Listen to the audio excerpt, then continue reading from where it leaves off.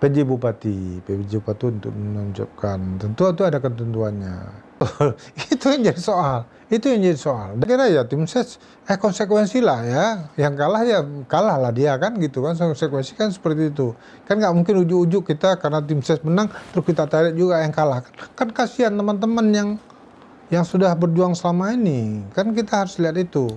Katakanlah dalam jabatannya dia melakukan perbuatan-perbuatan, katakanlah ya, melakukan pembelaan-pembelaan atau dukungan-dukungan kepada paslon tertentu, dan itu kan konsekuensinya sebenarnya inspektorat tahu itu.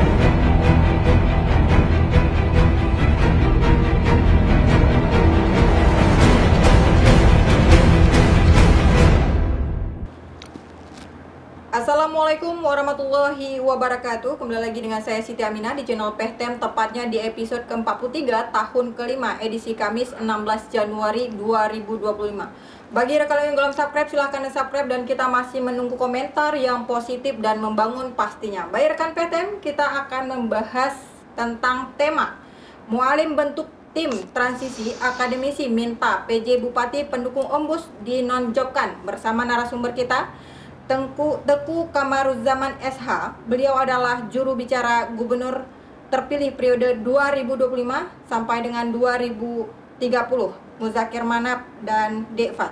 Assalamualaikum Pak Ampun. Waalaikumsalam warahmatullahi wabarakatuh. Bagaimana kabarnya nih Pak? Alhamdulillah baik, alhamdulillah. Terima kasih Pak sudah hadir di tengah kesibukannya hari ini ke Pehtem ini untuk kesekian kalinya Pak ya. Terima kasih juga Pehtem ya. Oke, tapi menarik ini tema kita, kadang temanya lain, isinya lain, tapi memang biasa seperti itu. Namanya Pehtem. Namanya juga Pehtem ya, Mualim bentuk tim transisi.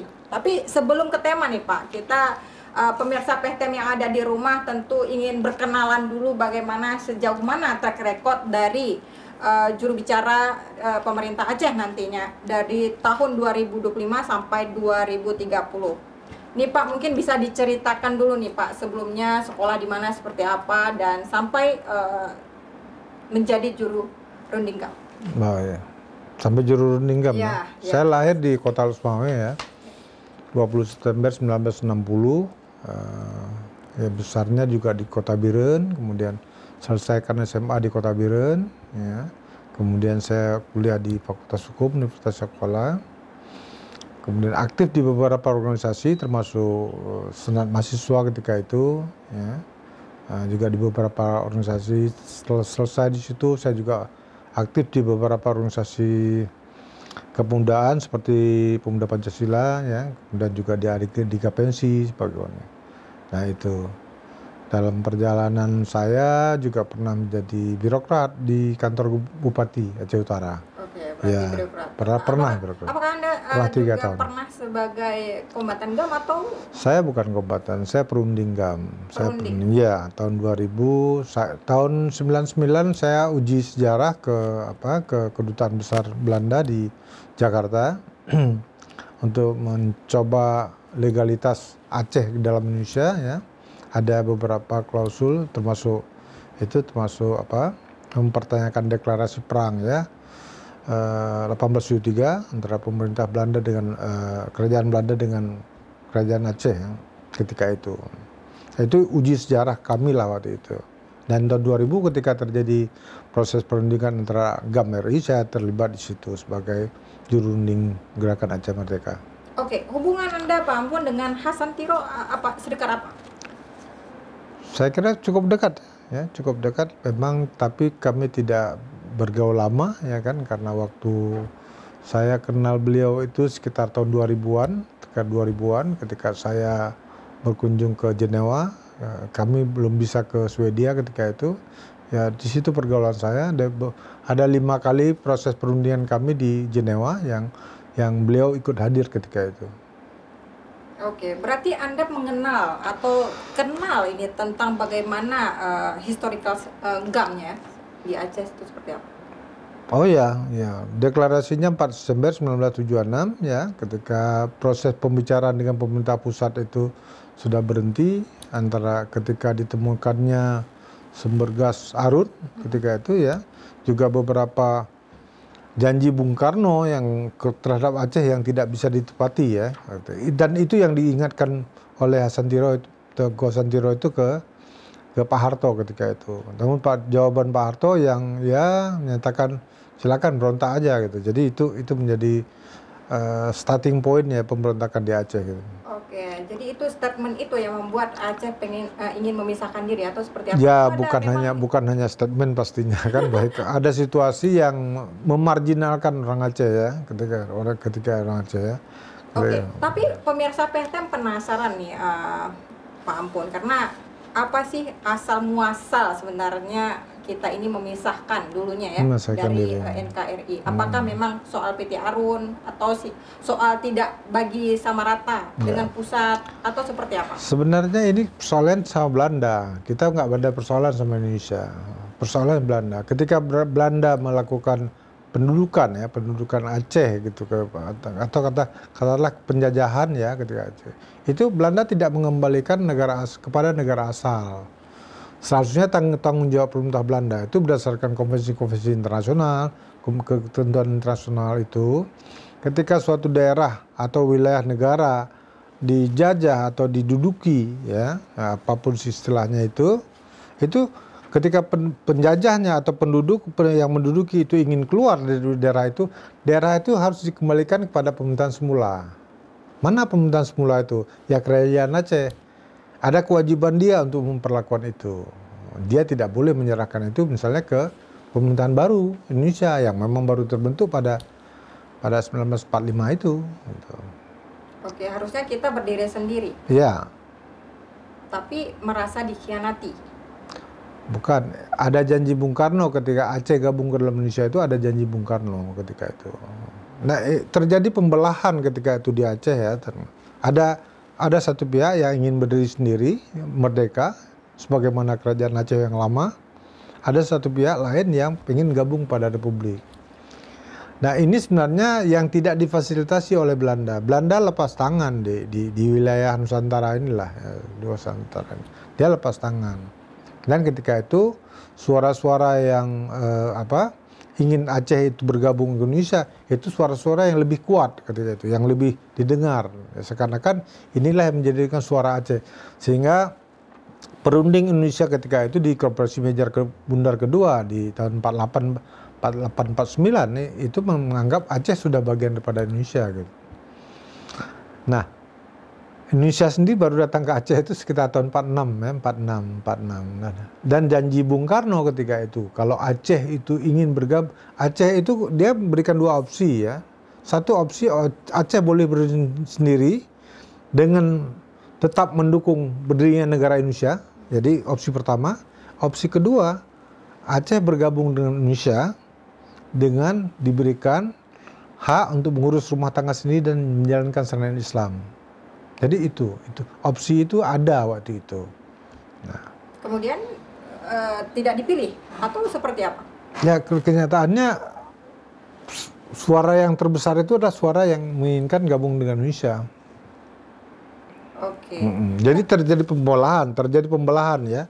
Dan kebanyakan pun waktu itu di internal kita ada revolusi sosial misalnya yang bukan hanya terjadi di Aceh tapi juga di Delhi, di Siak Indrapura, di Kalimantan dan Sulawesi. Ada terjadi proses revolusi sosial ya, sebagaimana revolusi Prancis dulu ya. Jadi terjadi kegamangan dalam berpikir orang Aceh ketika itu pada masa itu. Tetapi kalau kita melihat dari ketentuan-ketentuan yang berlaku secara internasional, itu menjadi tanggung jawab dari pemerintah kerajaan Belanda untuk mengembalikan kepada penguasa asalnya. Jadi pemberontakan Hasan Tiro, kalau dibilang itu adalah pemberontakan, ya, tetapi itu berdasarkan legal analisisnya yang legal gitu. Kedudukan hukumnya itu legal. Tapi kan ada kenyataan juga, ada kenyataan hukum, ada kenyataan juga gitu kan gitu. Ada kenyataan sosial, ada kenyataan kekinian ya. Ya sebagaimana yang terjadi di Palestina juga lah. Oke, itu kan sumber sejarahnya ya. Tapi jadi bukan hanya ada juga cuatan cuatan misalnya dari masyarakat, misalnya gara-gara tidak bagi sama rata misalnya antara pemerintah pusat dengan PT Arum, tambang dan sebagainya. Ada peringat. Nah, itu juga memicu konflik atau seperti apa? Saya kira waktu itu Asandiro itu memperingatkan saat itu sudah Pak Harto ya, mengingatkan janji Bung Karno dulu ketika Aceh bergabung ke Republik. Bahwa saya boleh menjalankan rumah tangga sendiri dan menjalankan syariat Islam. Ya. Itu janji itu yang diulang ketika Teguh Asandiro itu pulang ke Indonesia untuk berjumpa dengan Soeharto. Ada 2 kali pertemuan atau 3 kali pertemuan saya kira dengan sekitar tahun 72 atau tahun 73 ya, sebelum deklarasi perang. Dan itu tidak digubris oleh Pak Harto. Diabaikan ya. Memang posisi Indonesia pun waktu itu dalam hutang yang besar, sehingga sumber daya harun kita sebenarnya untuk bayar utang pemerintah Indonesia gitu, terutama utang-utang yang dibuat oleh Pertamina pada masa Ibnu Sutowo. Jadi karena itu merasa Aceh terzalimi. Ya, di samping ya tentu ada nilai-nilai kita, pola pendidikan segala macam yang menurut kita itu tidak sesuai dengan akar budaya kita gitu, dengan identitas kita. Siapa yang pertama sekali orang yang memang mencetus untuk mendeklarasikan misalnya Aceh ini harus merdeka? Pengen memisahkan diri itu siapa pertama kali? Sejak awal sudah ada. Sejak awal sudah ada. Maka saya bilang keterbelahan tadi itu sejak awal sudah ada. Di tahun 45 ketika karena kemerdekaan Indonesia itu kan kemerdekaannya proklamasi ya, merdekanya belum. Merdekanya 49 Indonesia itu. Jadi ketika proklamasi itu ya sudah ada suara yang sampai ke Aceh sekitar bulan Oktober atau November kalau tidak salah. Itu ada sebagian yang ingin ikut Indonesia ya kan, karena sama nasib, sama dijajah oleh Belanda, kemudian juga oleh Jepang ya. Ada juga yang pengen berdiri sendiri. Jadi keterbelahan itu sebenarnya kalau bilang ingin merdeka ya sebenarnya berdiri sendiri ya, lebih tepatnya berdiri sendiri, bukan aspirasi merdeka, karena kita udah merdeka waktu itu. Ketika Indonesia pun belum merdeka, kita sudah merdeka. Tahun 44 kita nggak ada lagi. Jepang tuh 44 kita sudah usir dia ke Medan itu. Pejuang-pejuang Aceh sudah mengusir Jepang itu ke Medan itu tahun 44. Kalau nggak salah bulan Oktober. Tapi benar nggak adanya dualisme nih GAM di Aceh sebelum itu?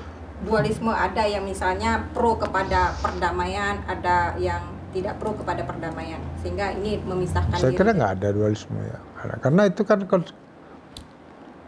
konsekuensi dari perjanjian yang dibuat, dan itu diketahui oleh pimpinan-pimpinan di atas bahwasanya ada yang merasa ini nggak sesuai, ya itu dinamika yang ada ya. Saya kira nggak ada dualisme. Berarti semua GAM yang terlibat di Aceh itu adalah orang-orang yang selalu mendukung misalnya perdamaian di Aceh? Oh iyalah. Ya, tapi persis. Kalau misalnya ada beberapa tokoh misalnya yang merasa GAM dan beliau tidak di Aceh, di saya luar kira negeri. Itu bebas saja ya, sebebas aspirasi orang mau mereka, saya kira bebas saja, nggak ada masalah kan, nggak ada masalah sejauh itu, nggak ada masalah. Kalau tetap kan beberapa teman-teman di luar kan juga masih ingin memperjuangkan kemerdekaan Aceh. Saya kira nggak masalah, nggak ada yang perlu kita tanggapin ya. Tidak ada yang perlu disikapin ya. Mungkin juga aspirasi mereka benar gitu kan gitu. Mungkin aja itu lebih baik kan buat dalam pandang, karena begini, setiap pendapat itu kan dalam pandangannya itu akan lebih baik buat Aceh gitu kan gitu. Ya kalau itu lebih baik buat Aceh ya silakan aja gitu. Tapi karena kita yang di Aceh, terutama kami lah yang sudah kami terikat dengan perjanjian yang sudah dibuat, ya kita nggak bisa ngikut itu gitu. Itu aja masalahnya. Alasan pertama perdamaian di Aceh itu apakah hanya karena tsunami? Enggak, saya kira memang semua proses, kalau saya kira itu faktor utama ya, saya kira faktor yang paling menentukan, karena saya ketika itu masih di penjara Sukamiskin ya, malah teroris itu dulu ya, jadi saya dihukum 13 tahun. Oh jadi Anda 13 tahun lamanya di penjara dan dituduh Anda sebagai teroris? Hukumannya 13 tahun, saya jalani sekitar 2 tahun lebih lah, 2 tahun setengah ya. Dan pada saat tsunami itu kan kita berpikir, kita berjuang untuk siapa ya? Orang yang kita perjuangkan itu udah meninggal semua. Gitu itu pandangan kita gitu. Jadi kita lose gitu semua kita di penjara ketika itu di Metro TV setiap hari orang meninggal segala macam, anak-anak. Alhamdulillah. Jadi itu reason utamanya ya?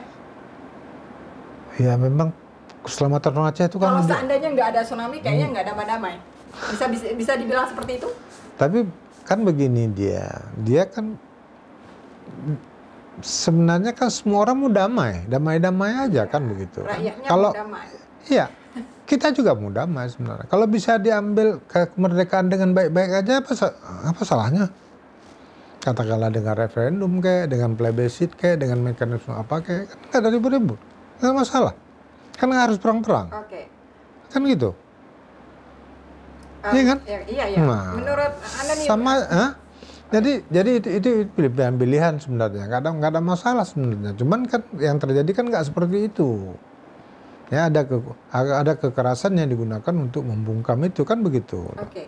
Tapi menurut Anda Pak Ampo, apakah sudah terbalaskan misalnya dengan banyaknya darah ya, bertumpah darah masa konflik dulu ya, itu sudah terbalaskan dengan perdamaian? Terbalaskan bagaimana? Terbalaskan semua, artinya perdamaian itu? Terutama kami lah semua. Saya kira orang-orang juga lah yang terlibat dalam konflik itu nggak bisa berbicara atas nama korban. Korban dia punya suaranya sendiri gitu. Jadi kita nggak bisa lihat keadilan korban itu berdasarkan perspektif kita gitu, nggak boleh itu sangat personal sifatnya. Jadi korban ya perspektif korban. Kita nggak bisa bilang, oh ini terbalaskan sama ini atau ini equal sama ini gitu, sebanding, itu nggak bisa begitu dia. Dia nggak seperti itu. Maksudnya dengan apa misalnya yang diberikan oleh pemerintah pusat kepada Aceh hari ini ya? Ya. Dengan anggaran yang hampir 100 triliun nih Pak Ampo. Ya. Apakah Aceh sudah baik-baik saja? Saya kira belum ya. Belum. Apa yang dijanjikan juga belum semua dipenuhi gitu. Ya, terlalu banyak kepentingan gitu. Kalau dulu ya ketika baru belum damai lah ya, masih akan damai gitu.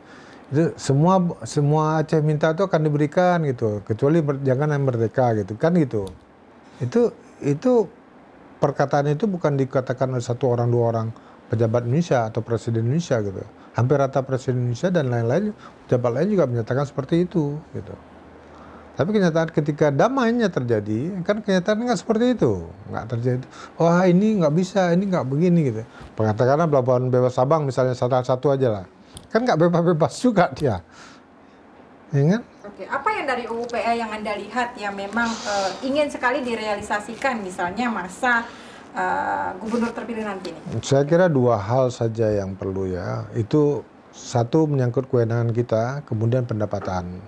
Karena apa saya bilang kewenangan? Kita kan mengurus rumah tangga sendiri gitu ya.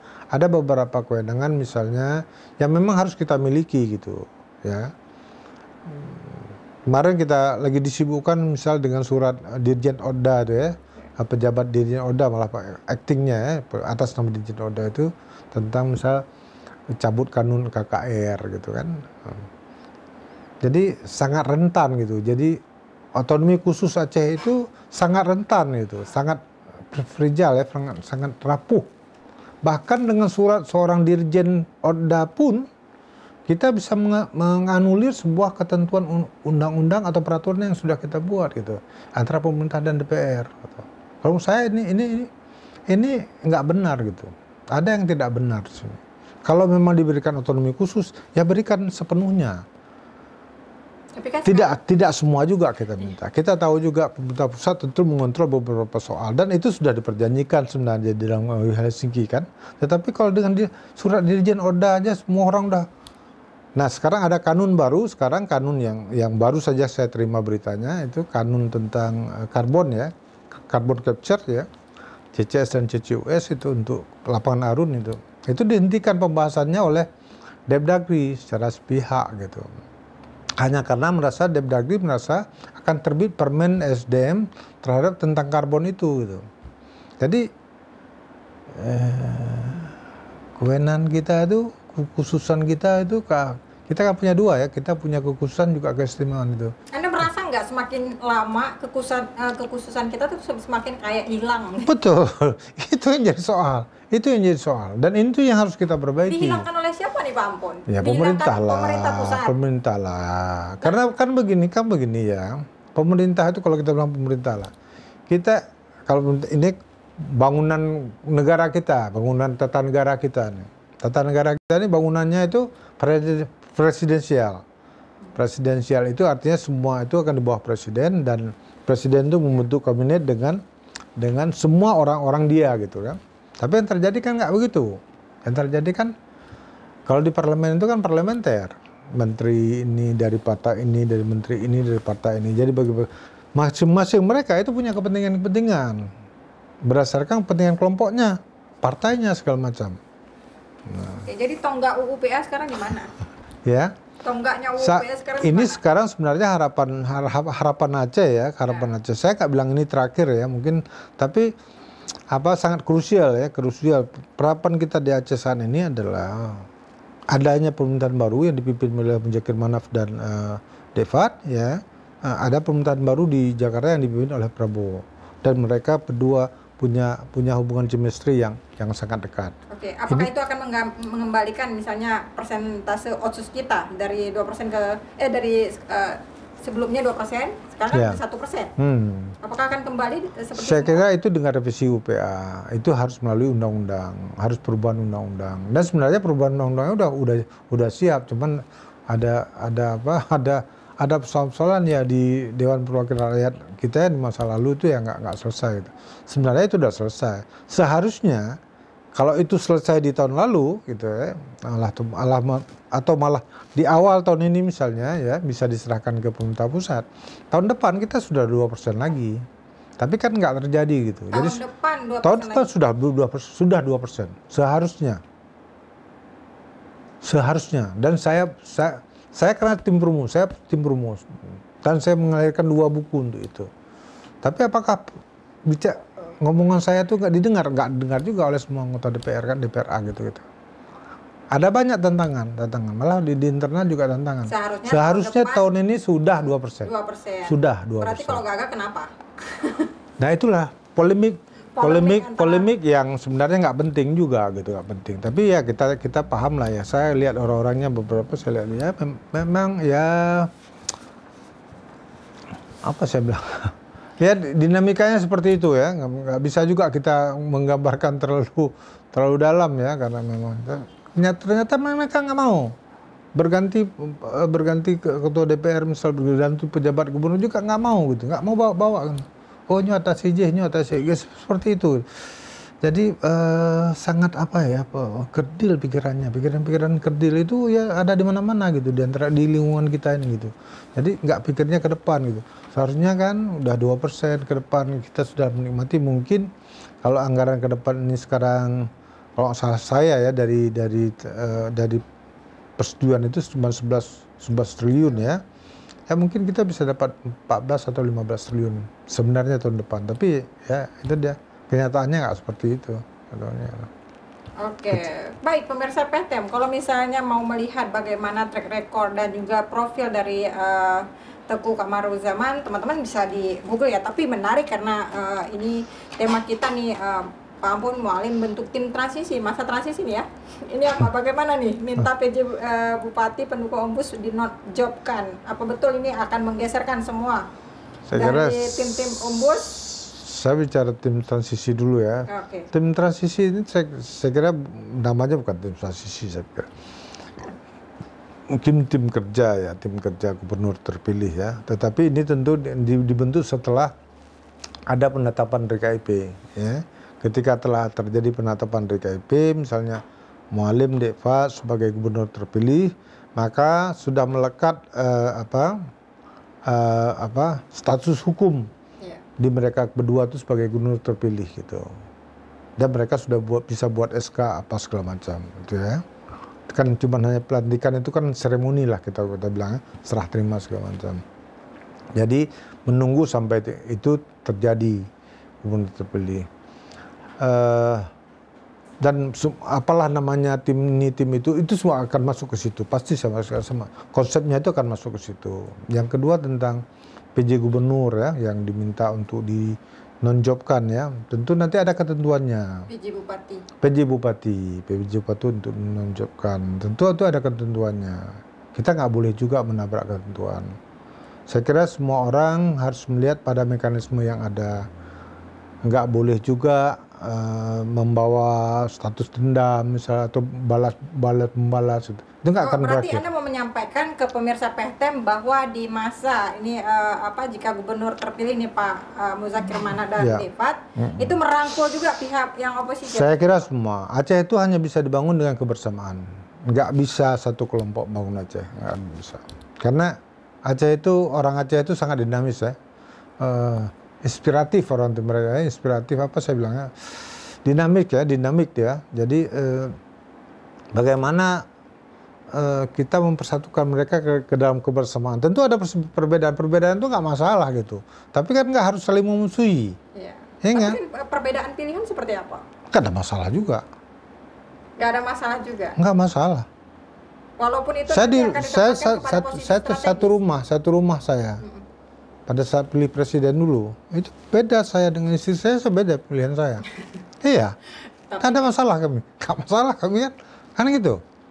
Kan beda kalau misalnya pemilihan saja dengan orang-orang yang betul mendukung atau seperti apa memberikan hak suara yang lebih kepada salah satu paslon misalnya. Tim ses. Saya kira ya tim ses konsekuensi lah ya. Yang kalah ya kalah lah dia kan gitu kan, konsekuensi kan seperti itu.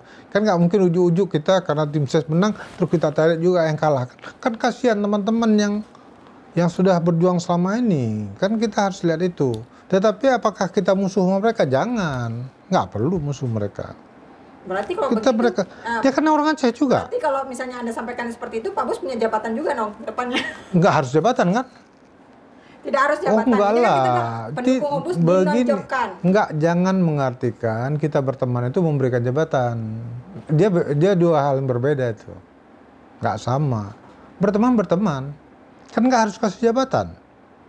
Iya, maksud saya kan apakah misalnya kan ini yang oposisi nih yang tidak. Karena berteman kita harus kasih sana kasih sini, ya enggak seperti itulah. Ini jabatannya Pak misalnya Pak Bus kan dari PJ misalnya tidak lagi di Kadis. Ini kita cerita Pak Bus, Pak Bus sudah mundur sebagai pegawai negeri kan. Jabatan apa lagi kita mau kasih beliau? Nggak ada jabatan, nggak mungkin kan. Beliau sekarang udah swasta, mungkin beliau punya aset ini itu. Bagi yang PJ juga begitu ya, kita lihat ketentuannya. Ketentuan apa nih? Ketentuan peraturan perundang-undangan kan ada, peraturan dari Menpan kan ada, peraturan BAKN kan ada, ya Menpan RB ya, peraturan Mendagri kan ada ke Mendagri. Bagaimana sebenarnya status mereka? Ya, kalau kita lihat sekarang pendapatan PJ Bupati misalnya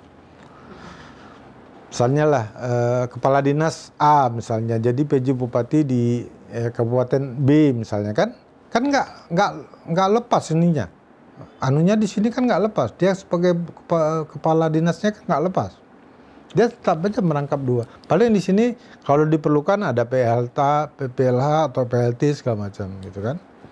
Misalnya contohnya sekarang Azwardi misalnya dari asisten 1 jadi PJ Bupati Aceh Barat gitu kan nggak lepas jabatan asisten 1-nya, karena jabatan PJ itu adalah jabatan sementara sebenarnya. Katakanlah dalam jabatannya dia melakukan perbuatan katakanlah ya melakukan pembelaan atau dukungan pada paslon tertentu, dan itu kan konsekuensinya sebenarnya inspektorat tahu itu kan, inspektorat baik Dagri semuanya melakukan vonis terhadap itu. Nah saya dengar dari wali kota Banda Aceh kemarin katanya gitu ada pergeseran itu karena katanya nggak netral gitu, tapi setahu saya enggak gitu. Oke. Ya kan? Tapi kan Anda tahu Banda Aceh dengan Aceh Besar misalnya, Pak Mualim ini kalah telak di sini. Itu apakah juga diangkat misalnya posisi-posisi tertentu yang misalnya dari bukan pihak Pak Mualim akan diangkat juga? Jangan nanti misalnya Anda mengatakan di sini misalnya tidak angkat, tiba-tiba nanti sudah dilantik ya. Enggak, begini dia sebuah begini ya, sebuah organisasi ya, kita bilang apakah itu organisasi pemerintahan, apakah itu organisasi manajemen perusahaan, dia perlu ada chemistry. Perlu ada chemistry antara pimpinan bawahan dengan level keduanya maupun level ketiga seterusnya. Itu perlu ada chemistry. Nggak mungkin kan saya misalnya mengangkat atau orang-orang yang memang nggak, katakanlah saya jadi bupati gitu, ngangkat sekda saya memang kompetitor saya gitu kan, nggak jalan pemerintahan kan gitu, karena sebagai pengelola birokrat itu pucuk pimpinannya ada di sekda, bukan di bupati atau wali kota. Kenapa bupati, wali kota atau gubernur itu jabatan politik termasuk wakilnya, tapi jabatan sekda dan seterusnya itu adalah jabatan struktural pemerintahan. Itu normal saja saya kira bahwasanya dia membutuhkan orang-orang chemistry bersama dia. Tentu itu ada proses evaluasi, ada tim yang akan mengevaluasi kinerja mereka segala macam. Jadi itu tidak dibawa ke ranah balas dendam ini itu ya segala macam permusuhan. Saya kira enggak seperti tema itu. Ini tidak benar ya, artinya pendukung Ombus dinonjobkan itu tidak benar ya. Saya kira enggak benar. Maksudnya itu apa? Dinonjobkan itu artinya, tema ya. Dinonjobkan. Temanya itu agak provokatif ya. Iya, Anda harus menjawab karena Anda sebagai jubir. Enggak. Karena itu saya begini, saya belum membaca ketentuan apakah bisa. Karena begini, ada ketentuan yang saya dengar salah satu yang saya dengar ya. Misalnya pejabat eselon 2 itu nggak bisa dinonjolkan oleh gubernur atau bupati sekalipun itu. Dia harus digeser boleh gitu di eselon 2 lain gitu. Jadi ini kan misalnya bidding katakanlah tender semacam tender jabatan segala macam. Itu nggak bisa geser sembarangan gitu. Itu ada ketentuannya. Nah sekarang saya jawab misalnya ujuk-ujuk, kok aja nyukanin duku molep madung kamu. Enggak begitulah. Ada ketentuan-ketentuan yang harus kita ikuti. Karena ketika kita mengusulkan penggantian jabatan misalnya, ada ketentuan yang kita langgar atau ya yang bukan kekhususan Aceh misalnya ya, yang dilanggar itu yang berhubungan yang ketentuan atau kewenangan dari pemerintah pusat.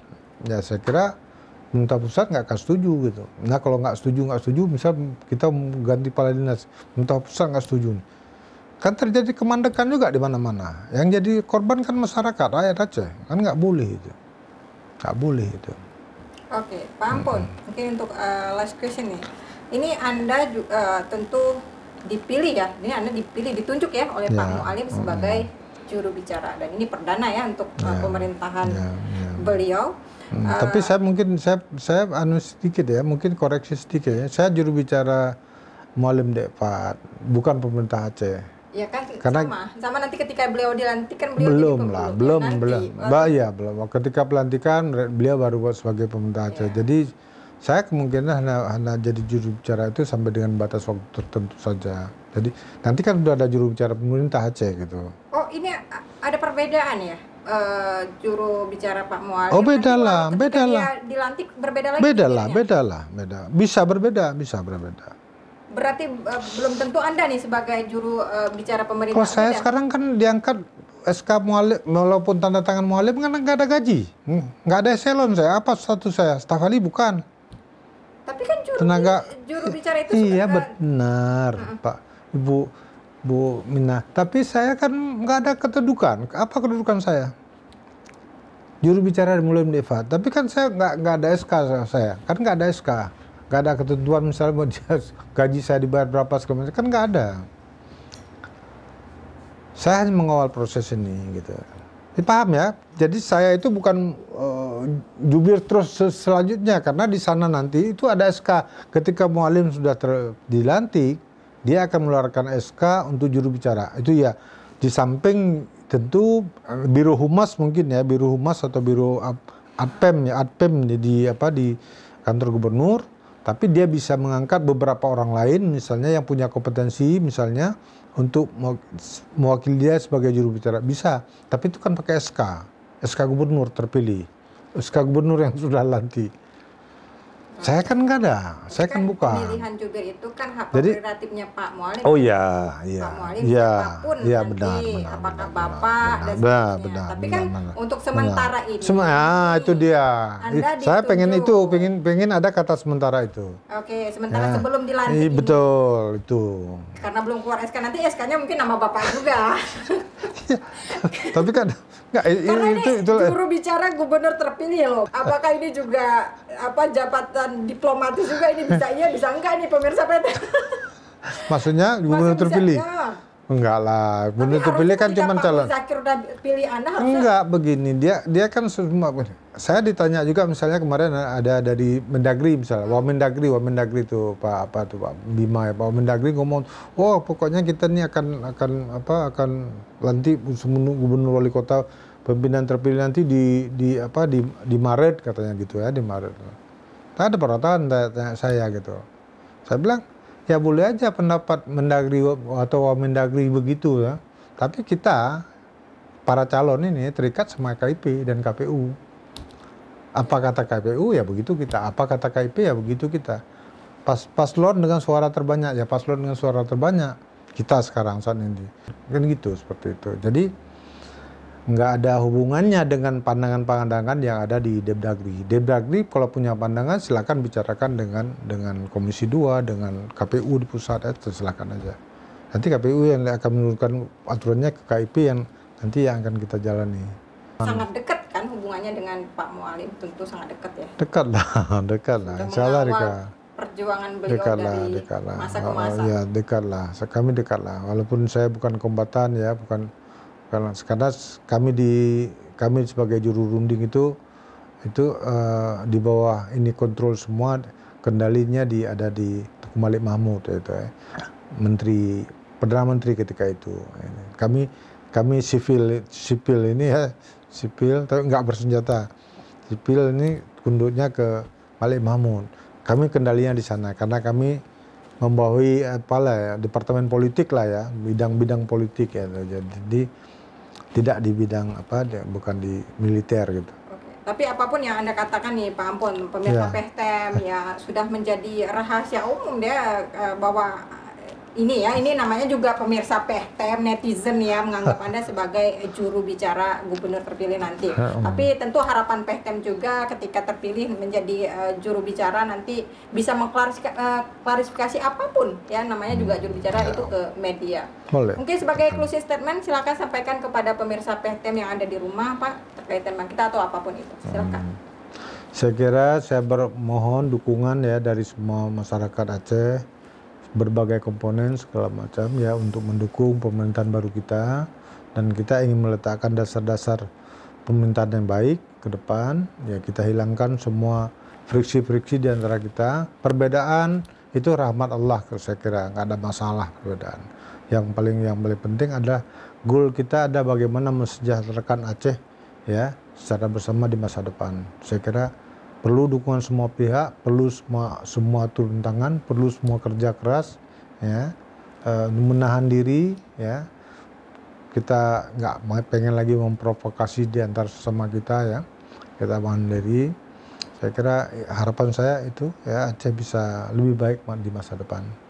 Baik. Insya Allah. Terima kasih Pak Ampun atas waktunya dan diskusinya yang sangat menarik. Baik pemirsa PTM yang ada di rumah dimanapun Anda berada, silahkan tonton podcast kita di setiap hari Senin dan Kamis pukul 10 pagi dan jangan lupa tekan lonceng untuk mendapatkan informasi terbaru, like dan subscribe juga. Saya Siti Aminah mohon undur diri. Assalamualaikum warahmatullahi wabarakatuh. Waalaikumsalam.